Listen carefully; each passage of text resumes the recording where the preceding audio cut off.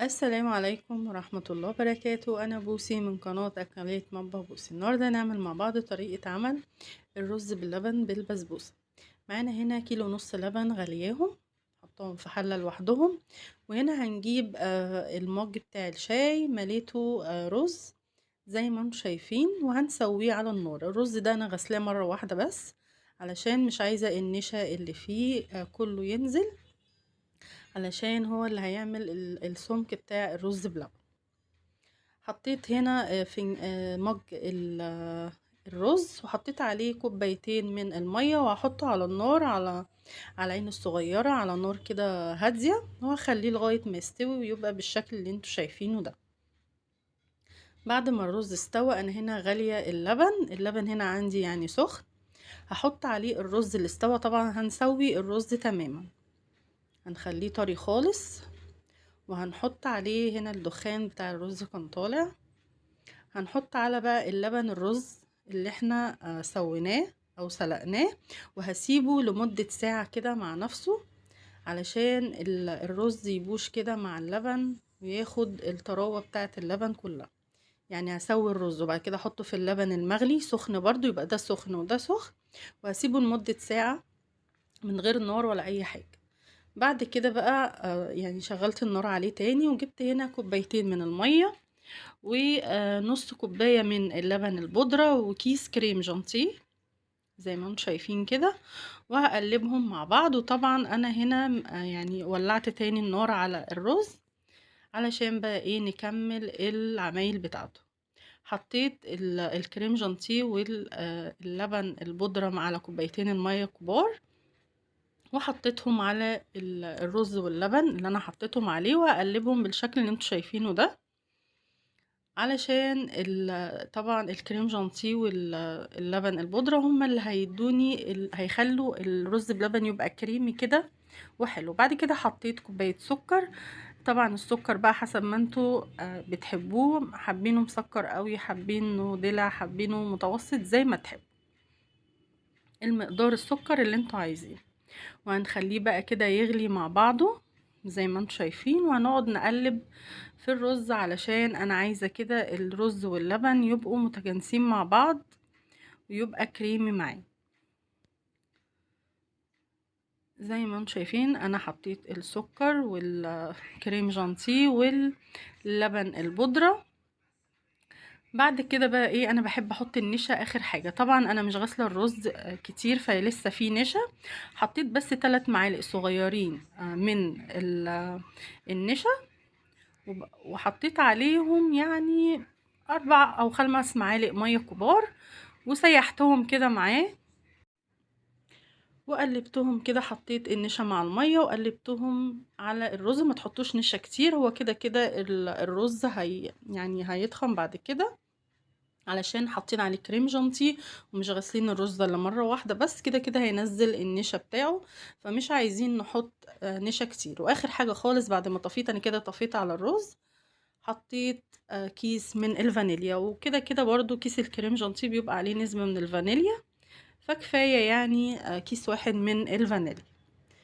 وقلبنا كده زي ما انتم شايفين، وانا طفيت عليه. هنستنى 5 دقايق كده ونبتدي بقى نغرف الرز في الاطباق اللي عندي. زي ما انتم شايفين بصوا بقى القوام بتاعه ازاي. كل ده ب3 معالق صغيرة من النشا بس، علشان زي ما قلت لكم انا غسلاه مره واحده بس، يا دوبك نزلت التراب بتاع الرز او لو في زيت او اي حاجه. ساعات في رز كده بيبقى فيه زيوت بيتخزن كده. ويعني هي مره واحده زي ما قلت لكم غسلت الرز بس. والكريم جانتيه برضو هو بيعمل قوام كريمي للرز بلبن. غرفنا بقى الرز وهنحطه على جنب كده. بعد كده هنبتدي بقى في البسبوسه. انا جايبه كيس جاهز حلو الشام، وهنعمل الطريقة اللي مكتوبة على الكيس. حطينا معلقتين كبار من السمنة، وحطينا كوباية من الزبادي زي ما انتم شايفين كده. وهي الكيس ده ما كانش عليه سكر، فمحطوط ان انت تضيفي سكر. حطيت حوالي نص كوباية سكر كبار، وقلبت ال3 كده مع بعض لغاية ما بقوا بالقوام اللي انتم شايفينه. وبعد كده هننزل بكيس البسبوسة. ده النوع اللي انا جايباه اللي هو حلو الشام، يعني حبيت كده اعمل حاجة سريعة. مش البسبوسة اللي بتتعمل اللي هي بقى فيها سكر جلوكوز وكده، لا حاجة سريعة. بعد كده عملنا بقى، بعد ما حطينا المقادير كلها بقت القوام ده، جبنا صينية 26 دهناها سمنة وهنحط فيها البسبوسة، وهنبقى مشغلين الفرن قبلها ب5 دقايق، وبعد كده هنحطها في درجة حرارة 180، وهنشغل تحت الأول، وبعد كده هنشغل الشواية أو ممكن نشغل فوق وتحت، ونخلي بالنا أهم حاجة تحمر من تحت علشان ما نلاقيهاش احمرت من فوق، وبعد كده تحت لقيناها بيض. خلصنا هنا الصينية زي ما انتم شايفين كده، وهنسويها كويس جدا، وممكن نخبطها كده على الترابيزة. بعد كده هنعمل شربات بتاعها، 1.5 كوباية من السكر، 1.25 كوباية من السكر على 1.5 كوباية من المية، وعصرة ليمون، وهنحطهم على النار لمدة 5 دقايق، بس 5 دقايق بالظبط، وهنطفي عليه علشان احنا مش عايزين السيرم يبقى اللي هو التقيل قوي. بعد كده طلعنا البسبوسة من الفرن، وطبعا طفينا على الشربات. لازم الاتنين يبقوا سخنين علشان البسبوسة تبقى طرية. زي ما انتم شايفين كده بتتشرب معانا، مادام بتتشرب معانا كده بسهولة يبقى كده البسبوسة ناجحة. وبصراحة الانواع اللي هي في الاكياس دي انا بحبها جدا، علشان بيبقى الدقيق بتاعها مضمون، لان معظم الدقيق السايب اللي احنا بنشتريه في انواع بتبقى حلوة، في انواع للاسف بتبقى وحشة جدا وبتبوظ لنا البسبوسة كلها. عاملة المقادير بالظبط زي المرة اللي قبلها، وبتلاقيها مثلا ممكن تطلع معاكي ناشفة، ده بيبقى سبب دقيق البسبوسة.